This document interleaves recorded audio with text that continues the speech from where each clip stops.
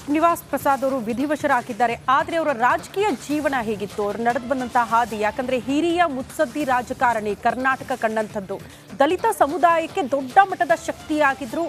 So ಈ ಎಲ್ಲ ಬೆಳವಣಿಗೆಯಿಂದಲೂ ಕೂಡ ಶ್ರೀನಿವಾಸ್ ಪ್ರಸಾದ್ ಅವರನ್ನ ಅನೇಕರು ಮಿಸ್ ಮಾಡ್ಕೊಳ್ತಿದ್ದಾರೆ. ಈ ಹೊತ್ತಲ್ಲಿ ಈ ಎಲ್ಲದರ ಕುರಿತು ಒಂದು ಸ್ಪೆಷಲ್ ರಿಪೋರ್ಟ್ ಇಲ್ಲಿದೆ.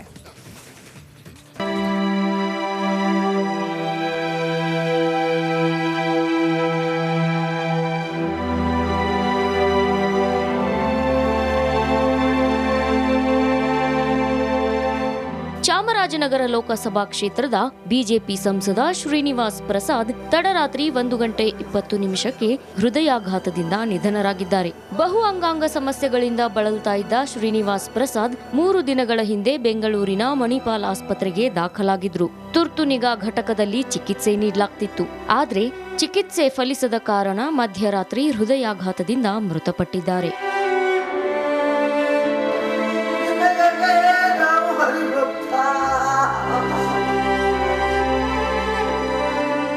ಇತ್ತೀಚೆಗೆ ರಾಜಕೀಯ ನಿವೃತ್ತಿ ಘೋಷಣೆ ಮಾಡಿದ್ದ ಪ್ರಸಾದ್ ಮೈಸೂರು ಚಾಮರಾಜನಗರ ಭಾಗದ ಪ್ರಭಾವಿ ದಲಿತ ಮುಖಂಡರಾಗಿದ್ರು. ಸ್ವಾಭಿಮಾನಿ ರಾಜಕಾರಣಿ ಅಂತಾನೆ ಹೆಸರಾಗಿದ್ರು. ಮೂಲತಃ ಮೈಸೂರಿನ ಅಶೋಕಪುರಂನವರಾದ ಶ್ರೀನಿವಾಸ್ ಪ್ರಸಾದ್ ಚಾಮರಾಜನಗರ ಮೀಸಲು ಲೋಕಸಭಾ ಕ್ಷೇತ್ರದಿಂದ 6 ಬಾರಿ ಸಂಸದರಾಗಿ ಆಯ್ಕೆಯಾಗಿದ್ರು.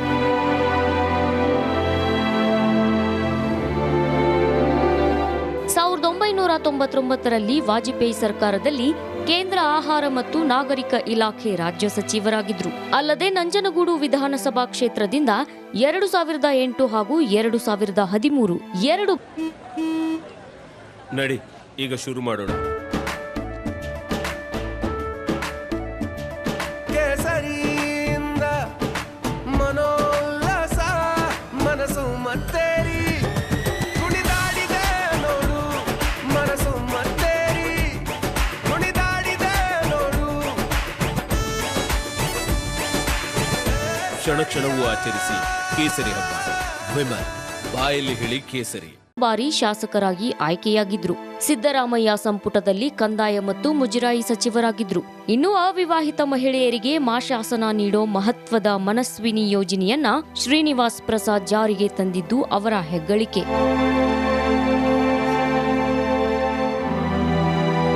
ಇನ್ನು ಮೈಸೂರಿನ ಜಯಲಕ್ಷ್ಮೀಪುರಂ ನಿವಾಸದಲ್ಲಿ ವಿಧಿವಿಧಾನ ಪೂರೈಸಿ ಅಂತಿಮ ದರ್ಶನಕ್ಕೆ ವ್ಯವಸ್ಥೆ ಮಾಡಲಾಗಿದೆ.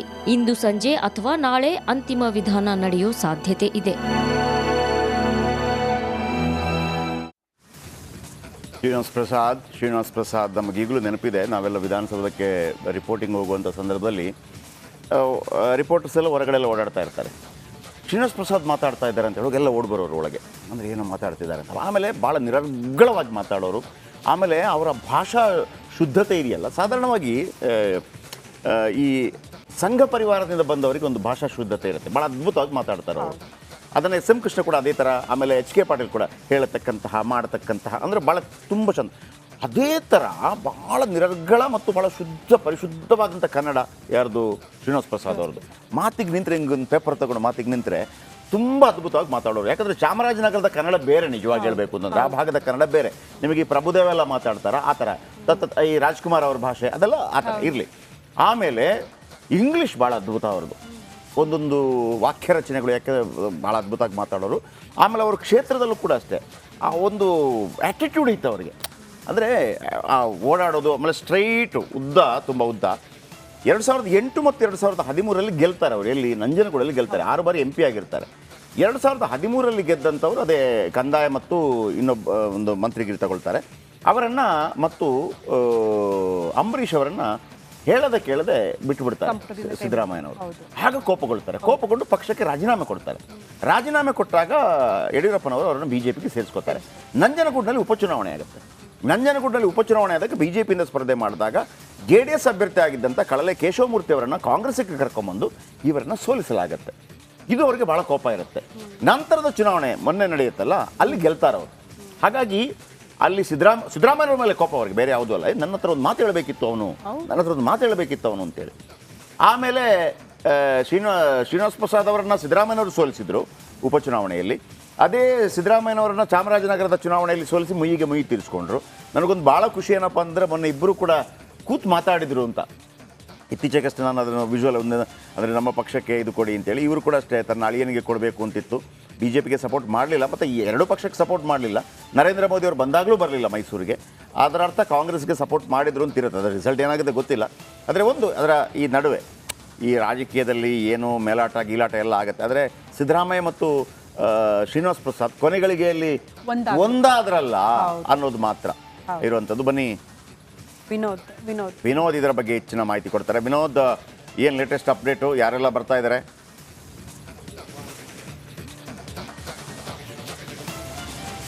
ಜಯಪ್ರಕಾಶ್, ಈಗಾಗಲೇ ಏನು ಜಯಲಕ್ಷ್ಮೀಪುರಂ ನಿವಾಸದಲ್ಲಿ ಅಪಾರ ಅಭಿಮಾನಿಗಳ ದಂಡು ಹರಿದು ಬರ್ತಾ ಇರುವಂಥದ್ದು. ಈಗಾಗಲೇ ಬೆಳಗ್ಗೆಯಿಂದಲೂ ಕೂಡ ಶಾಸಕರಿರ್ಬೋದು, ಅವರ ಆಪ್ತ ಬಳಗದಲ್ಲಿ ಕೂತ್ಕೊಂಡಿದ್ದಂತಹ ಪ್ರತಿಯೊಬ್ಬರು ಕೂಡ ಬಂದು ಅವರ ಏನು ಪಾರ್ಥಿವ ಶರೀರವನ್ನು ಅಂತಿಮ ನಮನವನ್ನು ಸಲ್ಲಿಸ್ತಾ ಇದ್ದಾರೆ. ಈಗಾಗಲೇ GT ದೇವೇಗೌಡರು ಇರ್ಬೋದು, ಸುತ್ತೂರು ಶ್ರೀಗಳಿರ್ಬೋದು, ಜೊತೆಗೆ ಚಾಮರಾಜನಗರದ ಪುಟ್ಟರಂಗ ಶೆಟ್ಟರು ಎಲ್ಲರೂ ಕೂಡ ಬಂದು ಅಂತಿಮ ನಮನವನ್ನು ಸಲ್ಲಿಸಿದ್ದಾರೆ. ಈಗಾಗಲೇ ಕುಟುಂಬಸ್ಥರು ಕೂಡ ಇನ್ನೂ ಕೂಡ ಎಲ್ಲಿ ಅವರ ಅಂತಿಮ ಸಂಸ್ಕಾರ ಮಾಡಬೇಕು ಅನ್ನೋದ್ರ ಬಗ್ಗೆ ಚರ್ಚೆಗಳು ನಡೀತಾ ಇದೆ. ಬಹುತೇಕ ನಾಳೆ ಮಧ್ಯಾಹ್ನ ಅವರ ಏನು ಪಾರ್ಥಿವ ಶರೀರವನ್ನು ಏನು ಮೈಸೂರಿನ ಕುವೆಂಪು ನಗರದ ಅಶೋಕಪುರದಲ್ಲಿರುವಂತಹ ಅವರ ಟ್ರಸ್ಟ್ನಲ್ಲಿ ಅಂತ್ಯ ಸಂಸ್ಕಾರ ಮಾಡೋದಕ್ಕೆ ಈಗಾಗಲೇ ನಿರ್ಧಾರಗಳು ಸಹ ತೆಗೆದುಕೊಳ್ತಾ ಇದ್ದಾರೆ. ಭಾಳ ಪ್ರಮುಖವಾಗಿ ಮೈಸೂರು ಚಾಮರಾಜನಗರದಲ್ಲಿ ಅಪಾರವಾದ ಅಭಿಮಾನಿ ಬಳಗವನ್ನು ಹೊಂದಿದ್ದಾರೆ. ಸೊ ಹೀಗಾಗಿ ಎಲ್ಲರೂ ಕೂಡ ಬಂದು ಅವರ ಅಂತಿಮ ನಮನವನ್ನು ಸಲ್ಲಿಸಬೇಕು. ಸೊ ಹೀಗಾಗಿ ಯಾವುದಕ್ಕೂ ಕೂಡ ಆತರವನ್ನು ಮಾಡ್ಕೊಳ್ಳೋದು ಬೇಡ ಅಂತೇಳಿ ಈಗಾಗಲೇ ಅವರ ಕುಟುಂಬಸ್ಥರು ಒಂದು ನಿರ್ಧಾರಕ್ಕೆ ಬಂದಂತಿದೆ. ಅಂದರೆ ಎಲ್ಲಿ ಅಂತ್ಯ ಸಂಸ್ಕಾರ ನಡೆಯುತ್ತೆ, ಇವತ್ತು ಏನೆಲ್ಲ ಕಾರ್ಯಗಳು ನಡೆಯುತ್ತೆ, ಯಾವ ವಿಧಿವಿಧಾನದಲ್ಲಿ ಅಂತ್ಯ ಸಂಸ್ಕಾರ ನಡೆಯುತ್ತೆ, ಇದ್ರ ಬಗ್ಗೆ ಇಲ್ಲೂ ಅಷ್ಟು ಚರ್ಚೆಗಳಾಗ್ತಾ ಇದೆ. ಅವರ ಕುಟುಂಬಸ್ಥರು ಬಂದು ಮಾಹಿತಿಗಳನ್ನ ಕೊಡಬೇಕಾಗಿದೆ.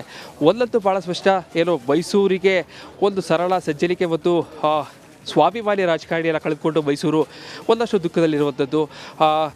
6 ಬಾರಿ ಸಂಸದರಾಗಿ 2 ಬಾರಿ ಶಾಸಕರಾಗಿ ರಾಜ್ಯ ಕೇಂದ್ರ ಎಲ್ಲ ಕಡೆಯಲ್ಲೂ ಕೂಡ ತನ್ನದೇ ಆದಂಥ ಸಾಕಷ್ಟು ಕೆಲಸಗಳನ್ನ ಮಾಡಿದ್ದಾರೆ. ದಲಿತ ಸಮುದಾಯಕ್ಕೆ ಒಂದು ದೊಡ್ಡ ಧ್ವನಿಯಾಗಿದ್ದಂತಹ ಶ್ರೀನಿವಾಸ್ ಪ್ರಸಾದ್ ಅವರು ಇಲ್ಲಿಲ್ಲ ಅನ್ನುವಂತಹ ಮಾತು ನಿಜಕ್ಕೂ ಕೂಡ ಅವರ ಅಭಿಮಾನ ಬೆಳಗದಲ್ಲಿ ಸಾಕಷ್ಟು ಒಂದು ರೀತಿಯಲ್ಲಿ ಶೋಕ ಸಾಗರದಲ್ಲಿ ಮುಳುಗಿದ್ದಾರೆ. ಈಗಾಗಲೇ ಕುಟುಂಬಸ್ಥರಿರ್ಬೋದು, ಅವರ 3 ಪುತ್ರಿಯರಿರ್ಬೋದು, ಹರ್ಷವರ್ಧನ್ ಎಲ್ಲರೂ ಕೂಡ ಯಾವ ರೀತಿ ಅಂತ್ಯ ಸಂಸ್ಕಾರ ಮಾಡಬೇಕು ಅನ್ನೋದ್ರ ಬಗ್ಗೆ ಸಾಕಷ್ಟು ಚರ್ಚೆಗಳನ್ನ ಈಗ ಮಾಡ್ತಾ ಇರುವಂಥದ್ದು. Jayaprakash, okay, thank you. ಬಹುಶಃ ಬಹುತೇಕ ಹೂಳು ಅಂಥದ್ದಿರುತ್ತೆ ಅಂತ ಅಂದ್ಕೊಂಡಿದ್ದೀನಿ ನಾನು. ಹೂಳು ಅಂಥದ್ದಿರುತ್ತೆ ಅಂತ.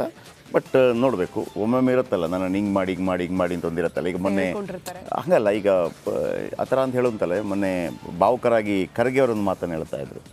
ನನ್ನನ್ನು ಏನು ಇದು ಮಾಡಿದರೆ ನಮಸ್ಕಾರ ಮಾಡಿ, ಹೂಳಿದ್ರೆ ಇದು ಮಾಡಿ ಅಂದರೆ ಒಂದು ಭಾವನಾತ್ಮಕವಾಗಿ ಹೇಳಿದ್ದು. ಸೊ ಹಾಗಿರ್ತದೆ. ಕೆಲವರಿಗೆ ನಾನು ಹಿಂಗೇ ಮಾಡಬೇಕು ಅಂತಿರುತ್ತೆ, ಯಾರು ಬರಬಾರ್ದು ಅಂತಿರುತ್ತೆ, ಹೀಗೆಲ್ಲ ಇರ್ತದೆ. ನೋಡಿ, ಇವರು ಮೊನ್ನೆ ಮಾರ್ಚ್ 17ನೇ ತಾರೀಕು ರಾಜಕೀಯ ನಿವೃತ್ತಿ ಘೋಷಿಸಿದರು. ಅದಾಗಿ ಕರೆಕ್ಟ್ 40 ಡೇಸ್ ಏನೋ ಆಯ್ತು, ಇವತ್ತಿಗೆ 42 ಡೇಸ್ ಆಯಿತು. ಇವತ್ತು ಅವರು ವಿಧಿವಶರಾಗಿದ್ದಾರೆ. ನಿಜವಾಗ್ಲೂ ದೊಡ್ಡ ಇವರು ಈ ಕಾಗೋಡು ತಿಮ್ಮಪ್ಪ ಇವರೆಲ್ಲ ಭಾಳ ಪಕ್ಷ ಯಾವುದೇ ಇರಲಿ ಆಗ ಇದ್ದದ್ದೇ ಒಂದೊಂದು ಇವರಿಗೆಲ್ಲ ಭಾಳ ಒಂದೊಂದು ಮೇಲ್ದರ್ಜೆ ಇತ್ತು, ಮೇಲ್ಪಂಕ್ತಿ ಆಗ್ತಾಯಿದ್ರು ಇವರೆಲ್ಲ. ಆಮೇಲೆ ನೋಡಿ, ಒಬ್ಬ ದಲಿತ ನಾಯಕನಾಗಿ ಆ ಭಾಗದಲ್ಲಿ ದೊಡ್ಡ ನಾಯಕನಾಗಿ ಬೆಳೆದು ಮಂತ್ರಿಯಾಗಿ ಅವರು ಅದನ್ನು ವಾಜಪೇಯಿ ಸರ್ಕಾರದಲ್ಲಿ ನಾನು ಮಂತ್ರಿ ಆಗಿದ್ದೆ ಅಂತ ಭಾಳ ಹೆಮ್ಮೆಯಿಂದ ಹೇಳ್ಕೊತಾ ಇದ್ರು.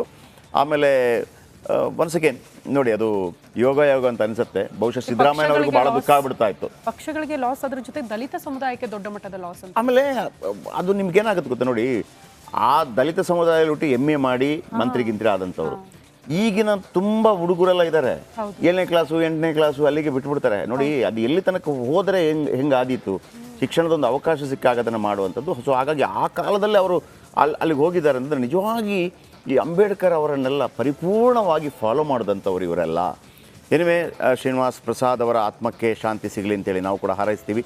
ಯಾಕಂದರೆ ಒಂದು ವೇಳೆ ಸಿದ್ದರಾಮಯ್ಯ ಮತ್ತು ಅವರ ನಡುವೆ ಒಂದು ಏನು ಒಡನಾಟ ಕೊನೆಗಳಿಗೆ ಆಗದೇ ಇದ್ದಿದ್ರೆ ಅದೊಂದು ಬೇಸರ ಉಳಿದು ಬಿಡ್ತಿತ್ತು.